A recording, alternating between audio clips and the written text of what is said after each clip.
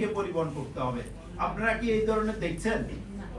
দেখা যায় না। নির্মাণ স্থলটাকে ঘেরাও দেওয়ার জন্য বলছে, হাজার কোটি টাকার বড় প্রকল্প যেগুলো করছে সেগুলো ঘেরাও দিচ্ছে না। তারপরে নির্মাণ স্থানের যে কাঁচামালগুলো আছে সেগুলো ঢেকে রাখার জন্য বলা হয়েছে। হাইকোর্ট এই তিনটা কথা বলেছে। দেখেন, নির্মাণ সামগ্রী থেকে এক সময় বায়ু দূষণ কম হতো, ইটের ভাটা থেকে বেশি হতো, প্রায় 58% বায়ু দূষণ ইটের ভাটা থেকে হতো। এখন সেই ইটের ভাটা থেকে বায়ু দূষণ কমে নাই, কিন্তু নির্মাণ প্রপোর্শনালি নির্মাণ সামগ্রী, নির্মাণ কাজটা, নির্মাণ সেক্টরটা এক নম্বরে চলে আসছে। এই সেক্টর থেকে এখন প্রায় 31% বায়ু দূষণ হয়। টোটাল বায়ু দূষণের প্রায় 30-31% নির্মাণ খাত থেকে হচ্ছে।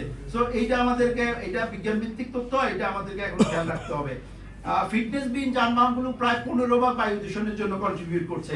এবং আমরা আশা করছি যে বর্তমান সরকার ওয়ার্ল্ড ব্যাংকের সাথে একটা কোলাবোরেশনে প্রায় 450-500 ইলেকট্রিক ভেহিকেল আনার জন্য একটা কার্যক্রম হাতে নিয়েছে। এটা যদি সাকসেসফুলি আসলে ইমপ্লিমেন্ট হয় এবং পুরানো জীর্ণ শীর্ণ বাসগুলো যদি ফেজ আউট করা হয় এবং ট্রাফিক সিস্টেম, যেটা এআই ভিত্তিক ট্রাফিক সিস্টেম আমরা বর্তমান সরকার দায়িত্ব নেওয়ার পরেই দেখেছি এবং ট্রাফিক জ্যাম কিছুটা কমতে দেখেছি।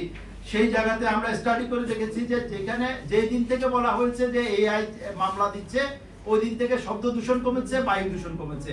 এটা আমরা বিজ্ঞান ভিত্তিক ভাবে অ্যাসেসমেন্ট করে আমরা দেখেছি।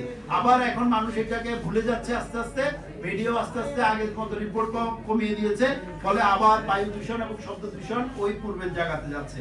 অর্থাৎ এক একটা উদ্যোগ নেওয়া হয়, এটা সফল হয়, কিন্তু পরবর্তীতে সেটা আবার ব্যর্থ হয়ে যায়। আমি খুব সংক্ষিপ্তভাবে আগামী 5 মিনিটের দুটি আরো বিষয় নিয়ে কথা বলে শেষ করছি। ঢাকা শহরের মানুষ বলছে যে তুলনামূলকভাবে পৃথিবীর যে কোনো